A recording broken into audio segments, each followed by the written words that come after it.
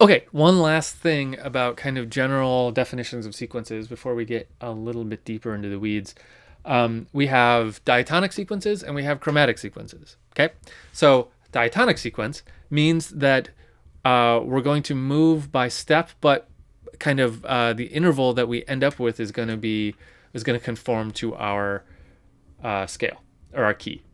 For example, so here we're starting on D. We're in the key of D minor, so we have a B flat.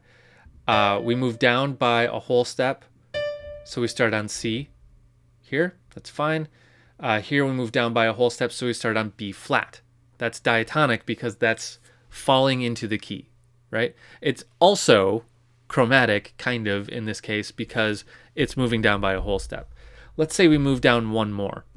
Um, if we moved down from B flat to the next whole step down, if we moved to an A flat, which would continue the sequence chromatically, that would be a chromatic sequence. We would be falling out of key, but we would be sticking to the whole step down situation, right? So far, we've gone a whole step down every time. If the next one was a whole step down, it would be out of key, and we would call that a chromatic sequence because we followed the whole step truly and it pulled us out of key. If the next time we went from the B flat and instead we just went to an A natural, that would keep us in key, but it would still move us down stepwise throughout the whole thing. We would be going stepwise down the scale, which would only be a half step for our next hypothetical one. And that would put us on an A natural, which would only be a half step, but would keep us in key. So we would call that a diatonic sequence, right? So diatonic sequences might fall by step, sticking to the keys. So some of those might be a whole step, some of them might be a half step. Chromatic sequences always go by a set pattern. So whole step down, whole step down, whole step down, whole step down, whole step down, which is going to get you way outside of the key really fast, right?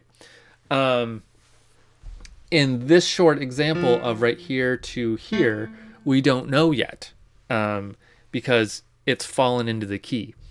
There are spots when we're going to get outside of the key. And we have some elements that are outside of the key, like we have the C natural and we have the C sharp. That's okay. That's just harmonic, moving things around. But probably if we look forward, we're starting on F. Well, I think we're mostly diatonic on this. Here's some B naturals. So probably down in here we're getting a little chromatic.